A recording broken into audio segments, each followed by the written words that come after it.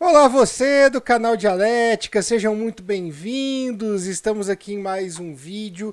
Hoje recebendo uma convidada muito especial, mas a gente está aqui para dizer que não estamos aqui praticando o nepotismo, tá? A gente realmente traz quem tem algo a acrescentar para o debate. Então, como sempre comigo, meu irmão Pedro Renal do canal Parabólica. Errou o próprio Errei o sobrenome, é próprio Renan. sobrenome, eu tô com a cabeça bem confusa. Tudo bom, gente? É um prazer estar aqui. É um prazer estar aqui com vocês mais uma vez. E conosco hoje, a gente chama de tia, né? Mas hoje a gente vai ser mais profissional. É a jornalista Célia Renó. Tudo bom?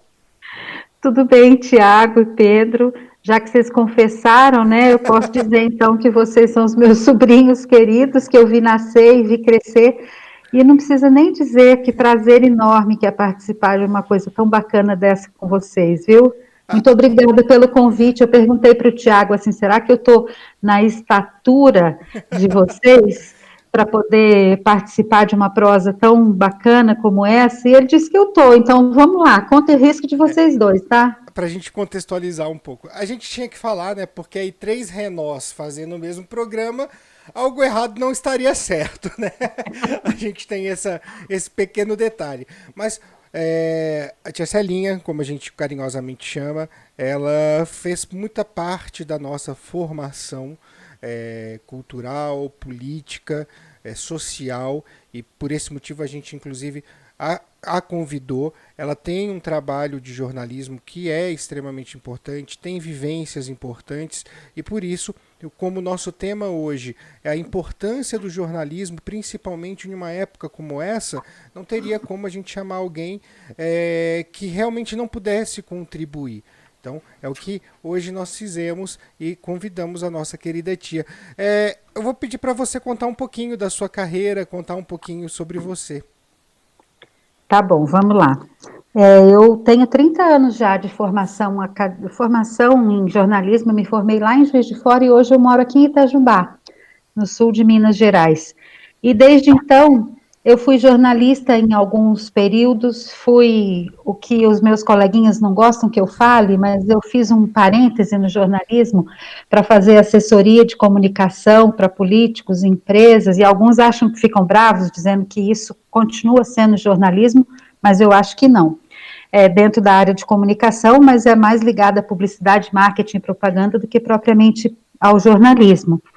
Mas trabalhei em alguns lugares e eu costumo dizer que a minha escola, mais do que a vida acadêmica na Universidade Federal de Juiz de Fora, foi a Folha de São Paulo, que foi o meu primeiro emprego, de onde eu saí por livre e espontânea vontade, porque eu não aguentava a pressão, né? Era o começo da minha vida, da minha carreira e tal, mas eu aprendi ali a me virar, sabe? Aprendi um monte de coisa, nunca mais você lê uma notícia de jornal, assiste uma emissora de TV ou de rádio com o mesmo do mesmo jeito que você assistia quando você não tinha participado ativamente da construção de uma notícia dentro de um veículo importante como foi a Folha, né? Hoje eu tenho um programa de rádio diário de entrevistas aqui em Itajubá que menos jornalismo, mais bate-papo de comadre, que eu costumo dizer, né? E uma coisa interessante que eu fico pensando, se eu pudesse voltar no tempo, talvez eu não tivesse feito jornalismo, meninos, eu tivesse feito letras.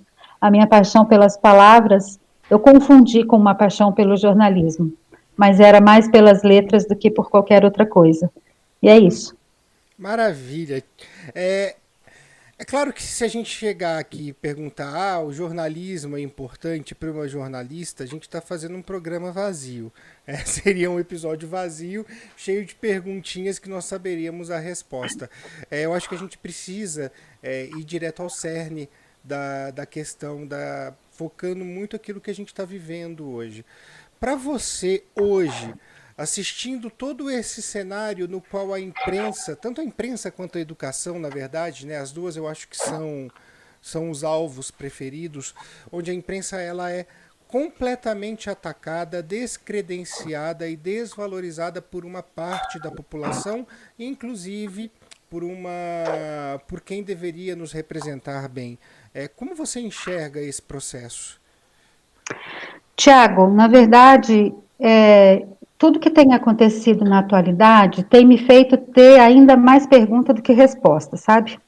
Como eu disse para vocês antes da gente começar aqui, eu estou cansada de perguntar e com vontade de responder, mas eu não consigo porque eu tenho cada vez mais perguntas, né?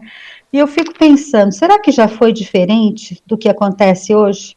Será que a liberdade de imprensa de fato existiu algum dia? Imagina que os grandes grupos de comunicação são grupos empresariais que precisam de lucro, e o lucro está acima de qualquer coisa, né?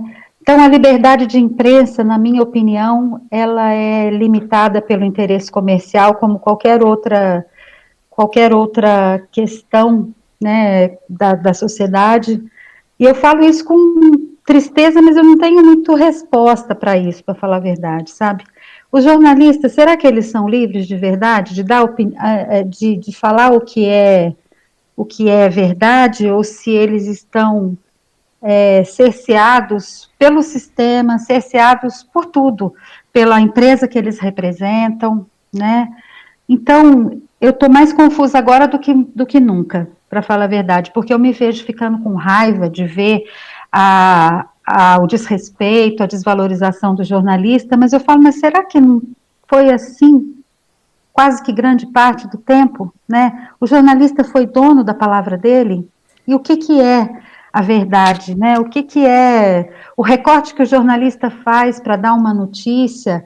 É meio que quase que literário, assim, ele escolhe o ângulo, ele escreve com a parcialidade dele ali, e censura é dele própria, ou da empresa que ele representa. Eu não sei, eu realmente hoje sou muito mais em dúvida do que tudo, sabe? Ponho tudo em dúvida do que sempre pus. Não sei se fui clara para vocês, sabe? Eu não consigo ter sido clara nem para mim, para falar a verdade. Eu tenho ficado com muita me vendo com pensamentos incoerentes. Eu penso uma coisa hoje, amanhã eu estou pensando outra. A imprensa que eu estava reclamando tempos atrás aí, que estava falando alguma coisa que eu não concordava, hoje está falando uma coisa que eu concordo, mas eu falo, mas e aí? Né? E aí? Quem que tem verdade aí? Sabe, tô bem confusa. Posso acrescentar? Lá vem o da história, né? Só para pontuar também, que a gente tem já Claro que eu não vou ficar indo tão longe assim, tá? Só como exemplo. Na história do Brasil, que é até uma história recente, a gente tem, por exemplo, em 1808, com a vinda da família real, a criação da imprensa régia no Brasil, que ela só passava notícias sobre a família real.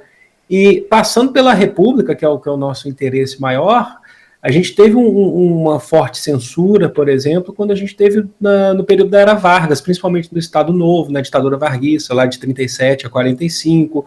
Isso refletiu, inclusive, nos feitos do próprio Brasil na Segunda Guerra Mundial, quando o Brasil entra na Segunda Guerra Mundial no final de 42, quando o Brasil envia cerca de 20 mil soldados, né, da FAB e da FEB para lutar na Itália, na conquista de Monte Castelo e outras cidades. E o Brasil teve um dos menores números proporcionalmente de baixas na Segunda Guerra Mundial, cerca de 600 mortos, que é muita coisa, mas comparado a outros países foi baixo. Porém, o Brasil enviou 20 mil soldados, diferente, por exemplo, dos Estados Unidos, de outros países que enviaram milhões. Só que naquele período só era possível noticiar que o Brasil foi um dos grandes vitoriosos da guerra, e eu não estou tirando mérito, tá, gente? Isso é importante. Mas que foi noticiado porque dentro do governo Vargas não se podia falar que mandou 25 mil soldados. Era importante falar que morreram só 600, sabe? Sem contar o que a gente viveu durante a ditadura militar, sem contar, por exemplo, que a gente poderia citar 200 mil exemplos, a própria morte do Herzog, né, do Vladimir Herzog, né? Assim, e aí isso tudo acompanha, inclusive, o processo de redemocratização, que é um tema que acho que a gente tem que falar muito, por exemplo, no canal Parabólica eu tenho trabalhado com isso, com esse processo de redemocratização. Recentemente eu falei sobre, a aula foi sobre o governo Collor, então eu exibi lá no canal A Capa da Veja, do Pedro Collor, Pedro Collor conta tudo, né, o quanto que existe também aí dentro do aparelho de comunicação, né, dentro do aparelho tradicional. E aí, a gente chega hoje, eu só queria dizer que a gente chega também num processo que hoje antes, dá para definir um pouco também antes e depois da internet, só que isso é muito perigoso Sim. também. Sim. Isso é muito perigoso também, porque a gente trabalha também com as fake news, a gente tem vários outros veículos, então, só para citar aqui, trabalhando que atua inclusive dentro das redes sociais, por isso que eu gosto muito do Twitter. O Twitter é uma plataforma muito bacana, que você pode seguir os veículos e te dar uma filtrada do que você quer ler, do que você não quer ler. Então, por exemplo, Brasil de Fato, o Brasil 247, recentemente foi lançado aqui no Brasil a Jacobin, né, que é a versão brasileira, a Jacobin é francesa, se eu não me engano, não tenho certeza. Mas, ao mesmo tempo, que eu sei que isso aumenta, sabe? Que você aumenta você tem uma diversidade maior para poder procurar, ainda assim a gente procura muitos veículos tradicionais, sabe? E fica uma... Eu entendo o que você falou, tia, vou chamar de tia, tá, Thiago? Desculpa, É tá? difícil falar, por favor, jornalista séria, não dá, né? Eu entendo o que você falou, porque em tempos atrás, por exemplo, eu militando em campanhas eleitorais, a gente ficava nervoso, triste, com, por exemplo, a negligência, por exemplo, da Globo. Negligência da Globo em noticiar e dar voz para candidatos ou para movimentos que não são que não são do que a gente vai chamar de direita, o direito liberal, o direito conservador. Aí hoje, a própria Globo é alvo deles, inclusive.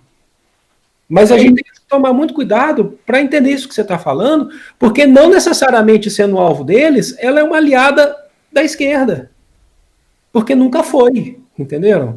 Porque nunca foi, ela tem o seu interesse próprio ali. Então a gente tem que tomar muito cuidado mesmo. Eu tenho muito dessa preocupação, sabe? Nesse sentido. Pode como o Centrão, né? Vai atrás só do poder. Não. É uma brincadeira. Não pode falar que eu acho que eu estou falando do caso específico da Globo, porque eu não sei como que é hoje, mas ela sempre foi tida aí como o quarto aparelho maior do mundo. Eu não sei se ainda é hoje, se subiu. Houve algumas mudanças aí por questões de logicamente financeiras. Tem interesses próprios, não tem como não falar, sabe? Então a gente tem que tomar muito cuidado. É que você me traz uma situação que eu achei muito, muito interessante. Em 2007, eu fiz um curso que durou praticamente um ano, que era de cinema documentário. E não dá pra gente falar de cinema documentário pensando exclusivamente em técnica cinematográfica, como você vai captar a imagem ali, editar, colar e tudo mais. Então a gente teve cursos com uma série de jornalistas e pessoas que estão dentro das emissoras de TV, que estão dentro dos jornais, que estão fazendo também documentários, cineastas de documentários, e eles falam uma coisa muito interessante. A verdade ela é sempre vista pela ótica daquele que está narrando. Não existe nada que seja completamente isento. Quando você assiste uma matéria na TV, ela está dando um ponto de vista, por mais leve que seja. Quando você lê uma matéria no jornal, você está lendo um ponto de vista, por mais que seja algo que esteja se tratando de algo completamente factual. E quando você tem um documentário, você não vê a verdade. Você vê a verdade que a lente enxerga e quer mostrar. Você não vê a verdade que realmente é. E ele brincava muito. Ele falou assim: no momento que tem alguém para contar a história, as pessoas já não agem normalmente. Ele sempre, uma das palestras falava isso. Então, no momento que você liga a câmera, que você põe para gravar a voz de alguém, que você está anotando aquilo que a pessoa está falando, de certa forma você já não tem a verdade, porque a pessoa não age de uma maneira normal. Ela vai contar e vai tentar trazer as coisas dentro da ótica dela, da emoção dela, daquilo que ela necessita. E é óbvio que o jornalista, supondo que eles tivessem a plena liberdade de imprensa, né, tia, como você mesmo falou Sim. no começo, assim mesmo nós teríamos a ótica deles. Sim, Assim mesmo. exatamente. A grande A questão... imparcialidade é um mito. A Exato. imparcialidade é um mito. Tanto na Isso educação quanto no jornalismo. Sim. Exatamente. Uhum. A imparcialidade não existe, porque quando a gente trabalha uma questão de emoção, porque por mais branda que seja, existe uma emoção em fazer cada coisa. A gente já torna as coisas imparciais. Se o ser humano ele é dotado de sentimentos, automaticamente ele é dotado de parcialidade. Mas é claro, existe esta questão de o quanto é uma parcialidade daquele pessoa que executa a narração dos fatos, ou o quanto é uma parcialidade daquele que contrata a pessoa que executa a narração dos fatos. Isso é algo que tem que ser discutido. Isso é algo que a gente precisa levar em consideração. Porque nós temos aí, hoje, dois pontos muito grandes, até pelo advento da internet que vocês já citaram aqui. A gente tem uma imprensa que, por mais que às vezes tente ser aí o mais factual, tentando mesclar uma coisa ou outra, até disfarçar uma certa parcialidade, a gente tem uma imprensa que narra lá seus fatos. E a gente tem uma outra imprensa que produz fatos, né? As duas têm hoje uma penetração na sociedade que é muito grande. E não vou negar, não, que eu, pelo menos, acredito que hoje seja páreo uma para a outra. Eu acho que a gente tem aí a mesma penetração de fake news que a gente tem de notícias reais. E fica muito difícil para a gente hoje, como consumidor desse material, como consumidor dessa notícia, fazer filtros num primeiro momento. É claro que com um pouco de senso crítico você consegue elencar, olha, isso aqui não está me parecendo, eu vou buscar outra fonte. Mas quem faz isso? Né? Porque ao mesmo tempo que hoje eu percebo que a gente tem aí uma situação muito dicotômica, ao mesmo tempo que a gente tem a imprensa perdendo poder por um certo lado, a gente tem a imprensa ganhando um grande poder por outro, porque essa imprensa suja que produz fatos, ela não precisa de checagem, ela não precisa ter compromisso com a verdade, ela só tem compromisso com o interesse, e a narração do fato fica de acordo com a criatividade e a demanda que eles têm.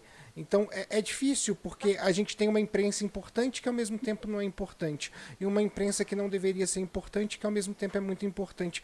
Como trabalhar com isso, né? É de dar nó na cabeça. Realmente você tem razão. O meu nó na cabeça está cada dia maior. E é bom isso, porque eu tenho analisado tudo, eu tenho pensado muito sobre tudo que está acontecendo. E eu, por coincidência, estou terminando de ler um livro hoje, aqui, ó, vou até mostrar para vocês, que é Viver para Contar, Gabriel Garcia Marques contando um pouco da vida dele e das incursões dele pelo jornalismo, pela escrita de contos e tal. E aí vem ao encontro de uma coisa que eu já pensava e discutia há poucos dias com uma amiga, que era o seguinte: ela estava defendendo, ela estava contrária ao fim da obrigatoriedade do diploma de jornalista. É uma outra coisa muito polêmica, né? Que eu sou favorável, eu acho que não devia ser necessário a exigência do diploma para o exercício de jornalismo. Não sou contra o curso de jornalismo, tanto que fiz. Se é necessário, se você sente necessidade de apurar a sua técnica e tal, é muito importante que você passe pela cadeira acadêmica para isso, mas pela vida acadêmica, mas é uma atividade intelectual e imagina só, gente, quantos habitantes tem no mundo aí? Quem sabe me responder? Um pouquinho mais que 7 bilhões hoje. 7 bilhões de pessoas no mundo. Imagina que aconteçam coisas na vida de todas essas 7 bilhões, todos os dias, várias coisas ao longo dos dias, nas cidades onde vivem esses 7 bilhões. E o jornalista seleciona aquilo, o jornalista e a empresa, ou hoje em dia os blogs, as alternativas que tem de comunicação aí, seleciona dentre esse infinito universo de coisas que acontecem, algumas coisas que vão para a imprensa. E eles contam aquela história que eles acham que é aquela história importante, que eles julgam que tem interesse público, eles colocam no seu veículo de comunicação, né? Eu estava falando isso por causa de exigência do diploma, né? E contar essas histórias, selecionar essas milhões de histórias que acontecem todos os dias, você seleciona de acordo com o teu perfil, com o teu filtro mesmo, que é o que o Tiago estava falando aí, né? Se eu acho que é importante divulgar que lá num paísinho chamado Brasil tem alguma coisa acontecendo numa cidadezinha qualquer que seja digno de ir para as páginas do meu jornal, eu ponho foco naquilo. A imprensa, o que a gente lê no jornal, o que a gente escuta nas emissoras, são histórias que alguém escolheu para contar para a gente do jeito que aquela pessoa quis contar, né? Com todos os interesses econômicos, políticos que tem por trás disso, né? E eu ando por conta disso, por causa de toda essa confusão e esse nó na minha cabeça, questionando inclusive o que é a imprensa, sabe? Para que serve? Qual é o papel dela? Né? Esse quarto poder que falam, até isso eu já parece que já não sei mais. Ela é uma instituição, eu já não sei mais quem ela é, sabe, que papel ela tem. Outro dia uma jornalista minha me perguntou, queria escrever alguma coisa a respeito de onde foi que nós jornalistas erramos para que hoje a gente esteja sendo alvo, atacado, assim como os professores, atacados pelo atual governo. Eu falei, mas eu não sei nem se a gente errou, se a gente acertou. Eu realmente estou com um nó na cabeça do tamanho de um bonde, sabe? Eu estou com uma pulga atrás da orelha enorme. E eu parece que estou colocando mais pulga atrás da orelha de todo mundo. Estou cheia de pontos de interrogação. Fala, Pedro. Eu acho que é o momento que a gente está vivendo, Tia. Então não tem muito o que... todo mundo está nessa. Eu, inclusive, eu vou dar um exemplo, tá? Que eu acho que a gente passa por isso também. Logicamente que eu não sou a melhor pessoa para poder falar disso, para aprofundar, mas quando a gente vive esse processo você falou assim, que você não sabe nem ao certo o que é imprensa, porque quando a gente fala a imprensa, a gente generaliza de uma forma também que fica muito, muito estranho também. Quando a gente tem, por exemplo, também uma proposta que pouquíssimas pessoas correram atrás para saber do que se trata, sobre a regulamentação da mídia, por exemplo, né, que foi utilizado como discurso de campanha do governo atual, inclusive para falar que isso representava censura regulamentar, sendo basicamente o sinônimo de censurar. Mostra, né, retrata o momento que a gente está vivendo, sendo que a regulamentação seria basicamente definir diretrizes, né, como, por exemplo, inclusive na proposta de regulamentação era, inclusive, acabar com o monopólio de veículos de comunicação, acabar com posse de políticos em relação a veículos, sabe? Então, a gente tem no Brasil casos assim, por exemplo, se a gente parar para pensar... Não são poucos. Não são poucos. Então a gente tem, se eu não me engano, só citar alguns exemplos, como Família Collor, por exemplo, que eu já falei aqui, inclusive, sabe? Inclusive isso, tem muitos que vão falar que isso, a morte do Pedro Collor, em essas relações todas, inclusive, teve ligação, inclusive, por questões de família, de jornais e tal. Então, a gente vive uma distorção, sabe? E a gente tem um papel, inclusive, que é fundamental, de tentar lutar contra essas distorções, sabe? A gente não sabe de tudo, a gente também se vê confuso nesse processo, a gente se vê muito fragilizado, eu me vejo muito fragilizado mesmo, sabe? Ao mesmo a gente tempo, Pedro, até de todos os lados, pode falar. Só para pegar o gancho do que você está falando, ao mesmo tempo a gente tem o governo federal fazendo duas coisas que são extremamente importantes da gente citar.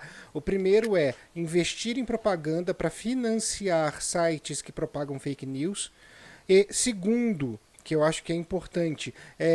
Literalmente lutar contra a mídia e retardar e manipular dados de uma pandemia para que as pessoas não se informem corretamente e, ao mesmo tempo, a gente tem aí uma falsa ilusão de que as coisas estão melhorando, sendo que não estão. E aí eu somo isso a uma acusação, é óbvio, eu não posso chegar aqui e falar que está sendo feito, mas é uma suspeita, e é uma suspeita que já saiu, que já foi amplamente debatida, do número de subnotificações no estado de Minas Gerais, que é onde vocês dois estão, para justamente dizer que Minas Gerais está livre dessa pandemia, ou seja, tem um número de casos pequeno. E não é, sabe? Agora, Tiago, o que que isso difere do que sempre aconteceu, que a grande imprensa só deu a notícia de acordo com o que ela tinha acordado, seja com um grande parceiro comercial ou com o próprio governo enquanto parceiro comercial. Hoje fica mais gritante porque se manipula dados de um boletim epidemiológico, a crise é de saúde, mas o que aconteceu a vida toda foi isso.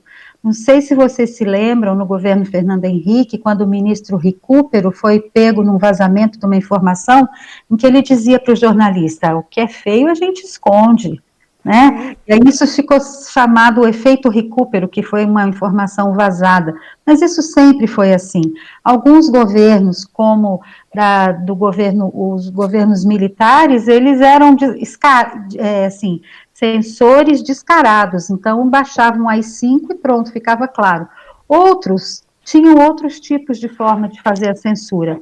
Vocês viram agora também alguns setores das TVs católicas negociando também com o governo de dar um tratamento positivo às notícias do governo, caso houvesse um incentivo financeiro para aquelas emissoras que estão enciumadas com incentivo às igrejas às emissoras das igrejas evangélicas.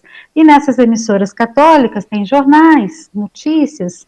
Então, eu falo aqui, o que é a imprensa? Né? Que informação é essa que sempre chegou para nós? Hoje, com as redes sociais, acho que os jornalistas ganharam um pouco mais de autonomia e eles próprios assumem a própria fala deles, mas eu insisto, é o jornalista que coloca também a sua visão de mundo, seu ponto de vista, né? O melhor exemplo é o Paulo Henrique Amorim, que apresentava o Domingo Espetacular na Record e tinha o Conversa Fiada, que são duas coisas que, assim, são antagônicas, se a gente for pegar para ver. Mas eu penso que eu tenho uma visão sobre a sua pergunta, o que difere, tá, tia? Eu acho que o que difere hoje, que são dois pontos. O primeiro ponto é você ter a volta desse tratamento como era na ditadura militar em relação à imprensa, né? Esse tratamento censor, literalmente. A segunda coisa, que aí eu acho que é um pouco novidade para mim, claro, eu acho que vocês têm até mais base para falar do que eu, já que eu estou falando com uma jornalista e um historiador, mas isso para mim eu acho que é um pouco de novidade, é você jogar o povo numa violência contra a imprensa, porque mesmo criminalização, a criminalização da imprensa, porque mesmo quando a gente teve um grande número de críticas de um juiz federal vazando grampos que não tinham nada a ver com o caso, por exemplo, a questão da traição do filho do Lula, vou citar esse caso aqui, por exemplo. O que a traição da mulher do filho do Lula tem a ver com a segurança nacional, com o interesse nacional, com o interesse de escândalos de corrupção? Poxa, é para humilhar, e a gente tem um grande veículo de imprensa, que no caso foi o Jornal Nacional, publicando isso no horário nobre, passando isso no horário nobre, exclusivamente para poder humilhar uma pessoa. Então, assim, houve muita gente que bateu nessa tecla, muita gente que falou, isso está errado. Isso eu estou falando só de um caso, desse mesmo escopo do juiz federal, ex-ministro, né? Eu estou falando de uma coisa só. Só que, ao mesmo tempo, a imprensa ela foi questionada, ela foi criticada, ela não teve mudança, não teve punição, houve aí uma isenção plena dos poderes para poder tomar uma atitude em relação a isso, o que legalmente deveria ter acontecido, só que ao mesmo tempo a gente não teve a criminalização dessa imprensa. A gente fala, não gosto, não consumo esse jornal eu não assisto e tudo mais, mas ninguém atacou, ninguém quis agredir, ninguém partiu para uma um estado de violência. E aí isso para mim é um pouco novo, porque me assusta. Quando a gente enxerga aquelas manifestações que tiveram lá na frente do Palácio do Planalto e a gente vê jornalista apanhando, acho jornalista do Estado, teve a bandeirada na jornalista da Bandeirantes e tudo mais, a gente começa a se preocupar, porque aí já começa a ficar uma coisa que para mim é inédita. Para mim é inédita. E esse tipo de coisa assim, para mim já passou de todos os limites possíveis e imaginários. Por mais que a gente critique a imprensa nessa questão do posicionamento dela e de não ser isenta. Eu acho que o governo atual não aceita que se tenha nenhuma opinião que não seja favorável a ele, seja imprensa ou um cidadão comum, né? E o governo atual e seus seguidores, tanto é que nos grupos de amigos e familiares e tal, a gente tem uma censura hoje, que a gente já não pode falar mais o que a gente pensa, se for diferente daquilo do que o outro pensa, né? Então, como a imprensa acaba sendo mostrando a verdade, entre aspas, aí, do que está acontecendo, e eles não querem que isso mostre, e eles estão jogando todo mundo contra a imprensa, contra o Congresso, contra o Supremo Tribunal Federal, contra a CNBB, contra todo mundo que tem tido algum tipo de divergência. Que não esteja deixando de fazer uma análise que seja, né, sobre o que está acontecendo, né, e isso soa como uma repressão maior à imprensa, mas eu volto a insistir, isso não difere de tempos recentes na nossa história, em que os jornalistas eram assassinados, em que os jornalistas eram calados de alguma forma pelo poder econômico, ou mesmo calados literalmente, né? Acho que houve um hiato aí na história, o Pedro pode confirmar se é fato isso, mas é a impressão que a gente tem, houve um hiato em que o governo, ele não tirava a propaganda da Globo, mesmo que a Globo metesse o pau no governo 100% do tempo da sua programação, que foram os governos anteriores aí, do Lula, no começo da Dilma e tal. Me parece que eles tinham mais tolerância à crítica, que agora a gente vê que não há tolerância nenhuma, é tolerância zero com a crítica, né?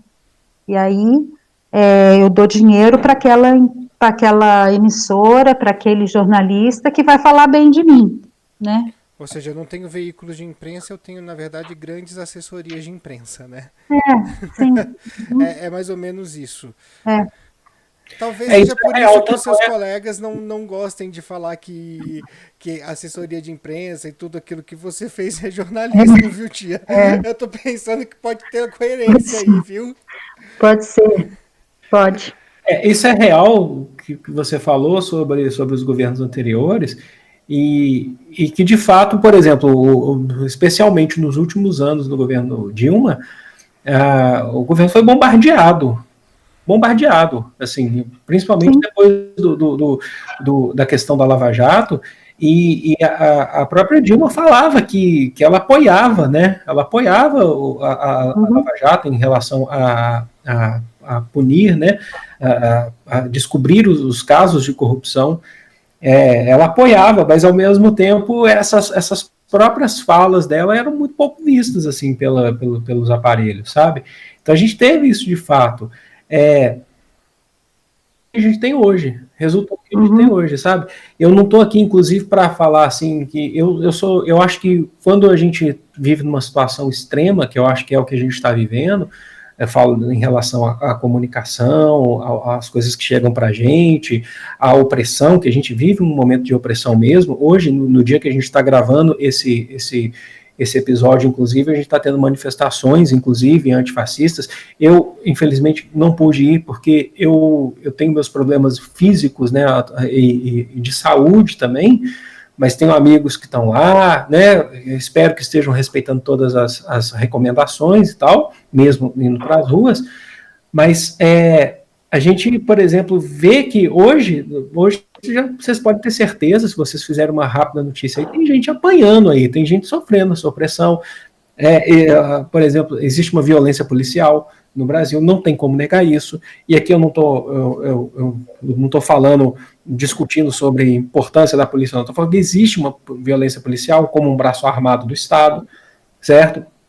E tudo isso hoje, inclusive, o jornalista que vai para a rua para poder, inclusive, noticiar isso, né, o que está acontecendo. Eu acho muito estranho, Tia e Tiago, inclusive, é que nessas manifestações que a gente está tendo, as manifestações em defesa da democracia, poucas vezes eu vi, por exemplo, os veículos tradicionais de comunicação definindo essas manifestações como manifestações pró-democracia e as outras antidemocráticas. Em outros tempos, esse pessoal que está na rua, né, e eu fiquei muito tempo, inclusive, participando, inclusive, né, ainda tenho, sim, minha contribuição, eram vistos como baderneiros, como contra-governo. Então, o que aconteceu? O que você acha? Por que eles mudaram de lado? Tem um interesse econômico, é isso que você falou. Não dá para a gente imaginar que eles caíram em si. Não, isso não vai acontecer. Isso não vai acontecer. A gente não é inocente, não pode ser inocente. Porque a mesma emissora que batalhou tanto para o Collor assumir foi a primeira a fazer o Collor cair. Sabe? Botando o cara pintada todo dia no Jornal Nacional. Não é assim que funciona. Porque teve interesse, inclusive, porque foi pega pela crise, inclusive. Exato. Mas tem uma coisa que eu acho muito interessante, quando você fala dessa diferença, né? Em 2016, a gente teve um movimento da Gaviões da Fiel, a principal torcida do Corinthians, que apoiou as manifestações contra o golpe. Ela apoiou, ela teve muitos dos seus componentes na rua, com faixas, inclusive Gaviões contra o golpe, coisas assim. Eu tenho uma amiga, inclusive, que é da Gaviões da Fiel e participou de tudo isso, militou bastante.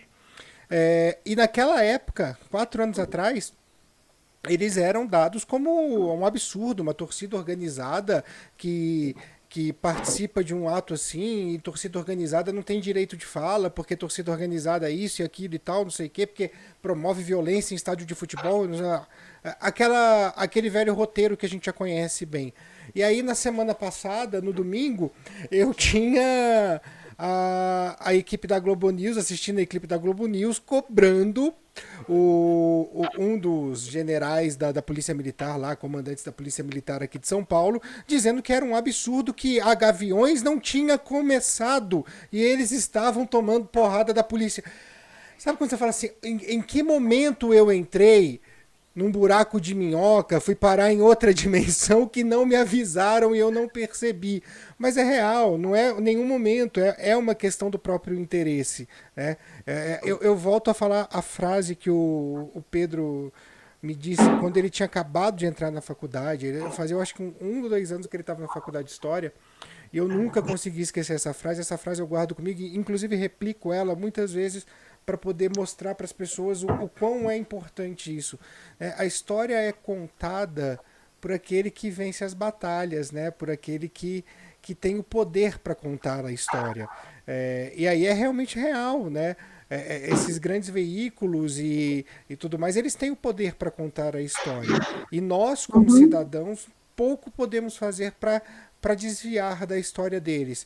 É claro, existem possibilidades de você compreender mais coisas. Então, hoje, quando a gente fala de imprensa, eu leio as coisas nos grandes veículos, Folha de São Paulo, Estado de São Paulo, leio, é claro que eu leio.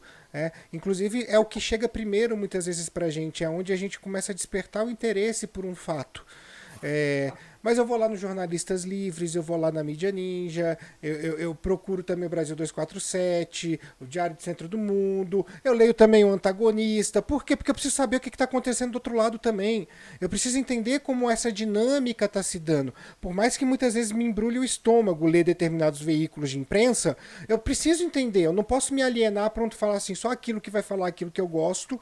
Eu queria falar uma coisa. Diga, tia. Desculpa te interromper, Tiago. Mas também não é uma coisa sobre a qual eu tenho alguma resposta, mas acho que valeria uma análise, uma tese de mestrado sobre isso, de doutorado sobre isso. Há algum tempo, as pessoas que liam todos os dias a Folha de São Paulo e a Veja, elas falavam uma coisa. Hoje, o que será que elas estão falando?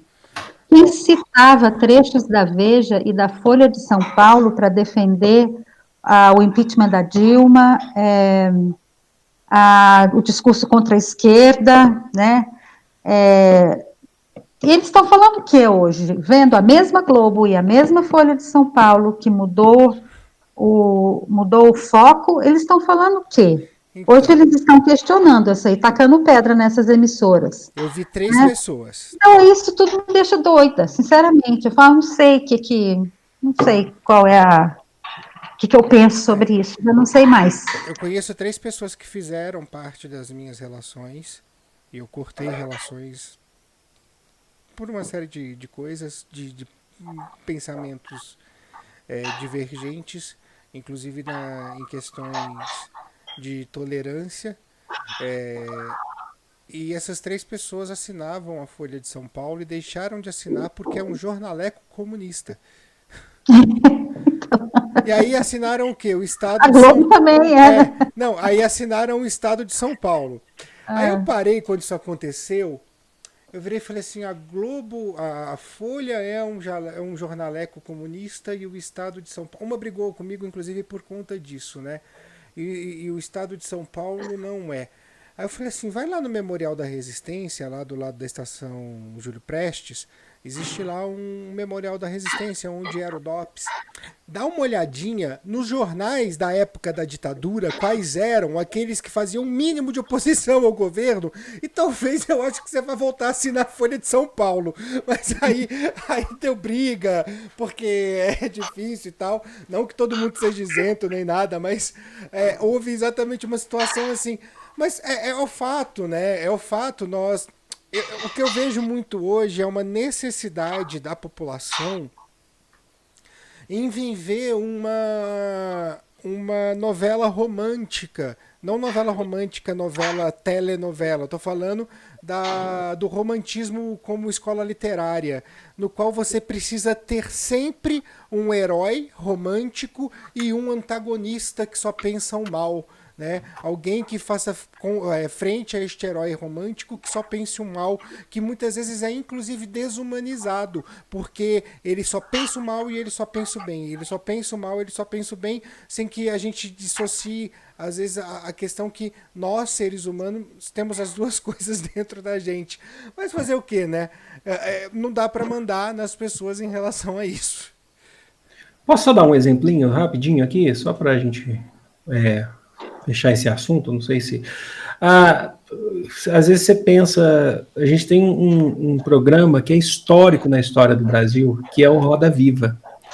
O Roda Viva ele já passou por diversas fases, agrega vários vários jornalistas de diversos veículos de comunicação, e só que você percebe isso não é de hoje também, eu concordo com a Tia, isso não é de hoje, isso é histórico, sabe? É possível você encontrar na história, inclusive no próprio acervo do Roda Viva, que são documentos históricos bem importantes. Uhum. O próprio nome Roda Viva, ele já é um nome muito, muito importante, emblemático, mas você pode encontrar nomes ali no Roda Viva na história, como entrevista de Brizola, de Luiz Carlos Prestes. É uma entrevista maravilhosa que você tem do Luiz Carlos Prestes, falando da experiência dele, fazendo autocrítica sobre todo o processo dele de militância, inclusive na história do Brasil.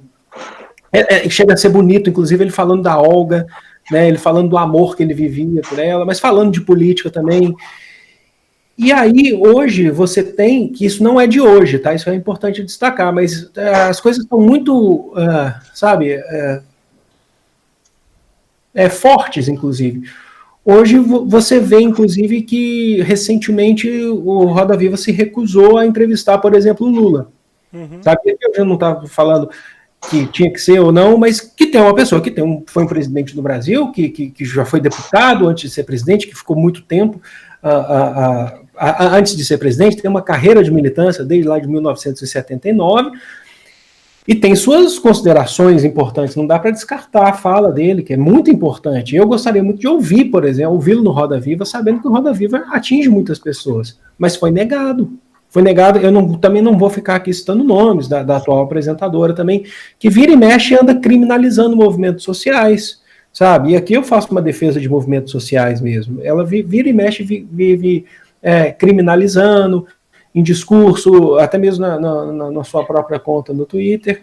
Se vocês assistiram, não sei se vocês chegaram a assistir, que aí já não era nem com ela, se eu não me engano, porque ela é recente, essa apresentadora, mas quando a gente teve a Vera Magalhães, né? A Vera Magalhães, você falou, tá bom. Eu falei. A gente teve a entrevista de eleições da Manuela Dávila. Vocês viram tanto que ela foi, ela contou isso. Eu vi uma entrevista depois dela lá no Panelaço para o João Gordo, ela contando quantas vezes ela foi interrompida.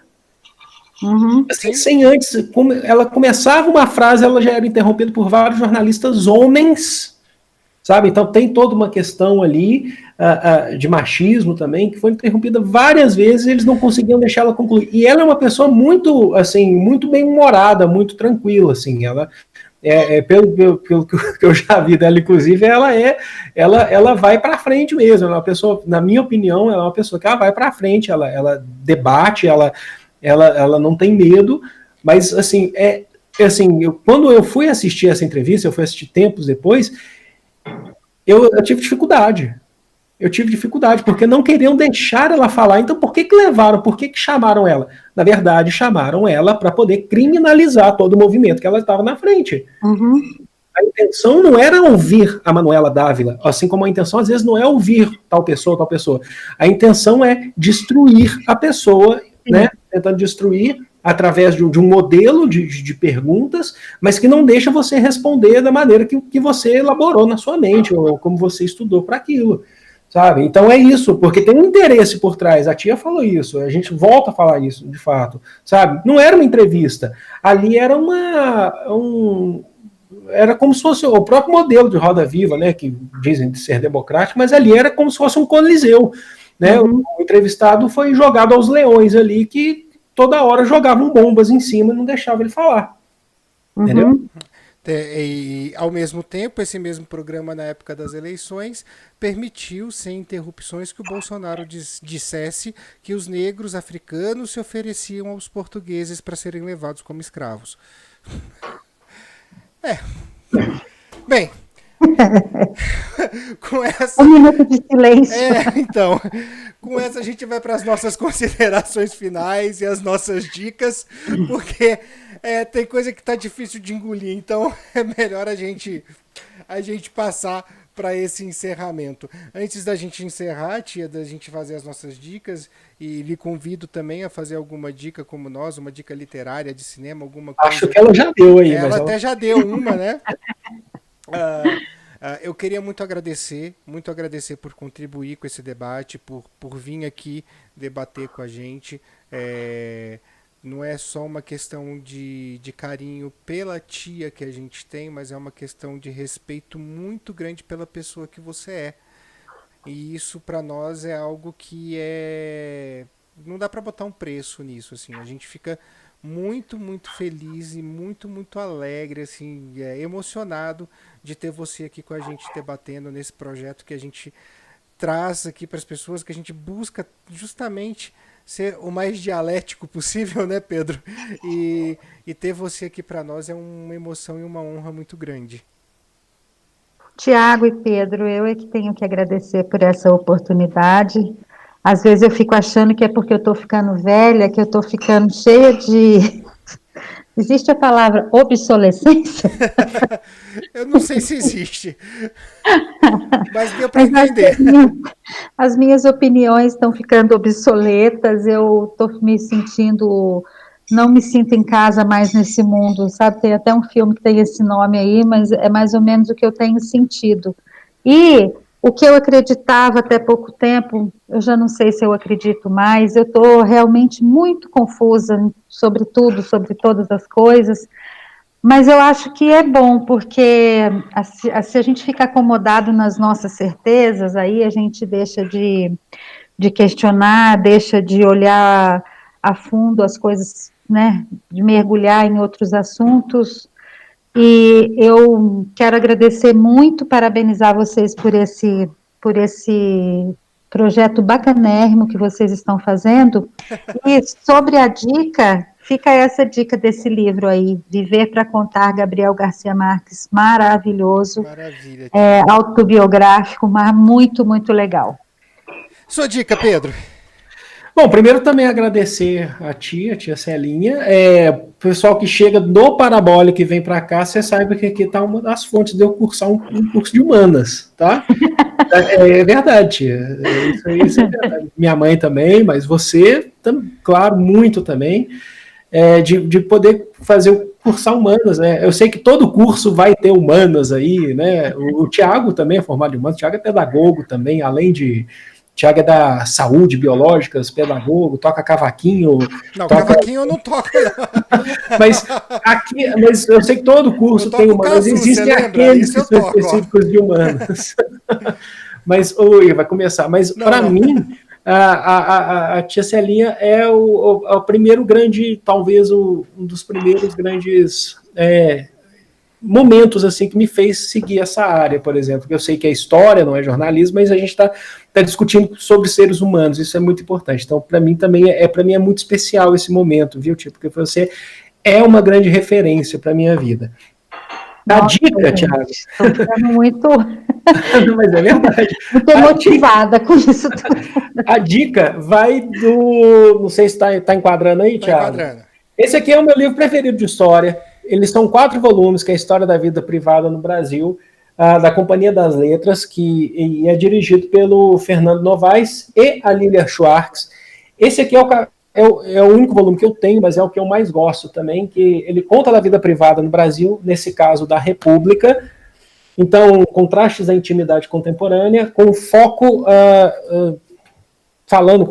para tentar ligar ao tema de hoje, com foco sobre o capítulo Carro Zero e Pau de Arara, que, deixa eu só pegar aqui, rapidinho, Carro Zero, Pau de Arara, o cotidiano da oposição de classe média ao regime militar, né? E outros capítulos também, né, que eu dividi em vários capítulos, você não precisa ler o livro de cabo a rabo, porque até mesmo ele é muito grande, mas que fala do cotidiano, da vida privada, com destaque nesse livro fala da Copa de 70, especificamente, que um grupo de pessoas da classe média em São Paulo se reuniram para assistir a final da Copa de 70 entre Brasil e Itália e não puderam torcer, não queriam, eles na verdade não podiam torcer contra a Itália por conta daquele momento, a favor da Itália, mas no fundo eles torciam para a Itália para não provocar no Brasil o que seria o ufanismo, né? Porque eles acreditavam que o Brasil deveria ganhar todas as Copas com aquela seleção de Pelé, Tostão, Rivelino, Gerson, Clodoaldo, mas eles acreditavam que se o Brasil vencesse ia provocar o famoso ufanismo no Brasil, né, do governo Médici, foi o que de fato foi, a seleção depois foi recebida pelo Médici, o Pelé, né, a seleção foi, o Médici recebeu a seleção, fala desse cotidiano, né, dessa ideia de, o que eu estou sentindo? Eu acho que o Brasil deveria ganhar, mas eu não estou torcendo para o Brasil porque o momento histórico não é bom para o Brasil vencer essa Copa. E eu lembrei logo disso, sabe? Dessa ideia do onde que a gente está, a gente fica preso, mesmo que a gente esteja livre, a gente fica preso, às vezes, nos próprios pensamentos. Então, a minha dica, História da Vida Privada no Brasil, tá? Esse é o volume 4, Contrastes da Intimidade Contemporânea aqui, tá? Organização de Fernando Novaes e Lilia Schwartz, que é a maior historiadora do Brasil. Bem, a minha dica de hoje, eu vou dar 2, tá? Vou ser guloso. A primeira dica também é um livro que está organizado em 2 volumes, tá? O primeiro, ele tem a organização da Bárbara Caramuru Teles e a outra da Miriam Gonçalves, que é aqui, ó, focalizar, a enciclopédia... Tá de cabeça para baixo, Thiago. Não tá não, tia. Tá invertido, mas está invertido para o vídeo nosso. Para mim tá certo. É a Enciclopédia do Golpe, que a gente tem aqui o volume 1. É um conjunto de textos, de citações, de fontes jornalísticas que trabalha e mostra direitinho como ocorreu toda a questão do impeachment da Dilma. Fala da questão da criação do pensamento antipetista, fala da questão da política de petróleo e por aí vai. E o volume 2, que tem tudo a ver com aquilo que a gente está falando aqui, e vou confessar para vocês que eu gostei mais do volume 2 do que do volume 1, tá aqui, ó. O papel da mídia, como que a mídia trabalhou para esse processo do impeachment da Dilma em 2016. Então essa é a minha primeira dica, eu acho que vale muito, muito a pena. A minha segunda dica é que se você estiver vendo este vídeo aqui no canal Dialética na segunda-feira, que é o dia que sai o vídeo mesmo, amanhã tem canal novo no YouTube, que é o Renologia, o meu canal de biologia para ensino médio e nem vestibular, que também vai trabalhar com ensino fundamental. O primeiro vídeo sai amanhã, a gente vai trabalhar por eixo temático, não por áreas separadas da biologia, é um processo um pouquinho diferente. Quem quiser também pode seguir a gente lá no Instagram, @Renologia. Por que o Instagram? Por que eu estou falando disso? Todas as imagens que aparecerem nos vídeos, que sou eu que desenho, eu vou disponibilizar para os estudantes no Instagram. Não só para compor trabalhos escolares e tudo mais, mas também para que as pessoas possam ter uma outra forma aí de ter um material para ser consultado, tá bom? Então, Renologia estreia amanhã e a gente vai começar falando de pandemia, obviamente, né? Nada mais coerente com a época de hoje. Certo? Sucesso para vocês, viu, meninos? Então, Muito, Tia, muito obrigado. legal. Pedro, obrigado. É hora da gente dar tchau, tá bom? Tchau, gente. Foi um prazer novamente. Um grande beijo a todos. Não esqueça, se você é novo por aqui, inscreva-se no canal, ative as notificações e até o próximo episódio do nosso canal Dialética. Ah, e quinta tem live.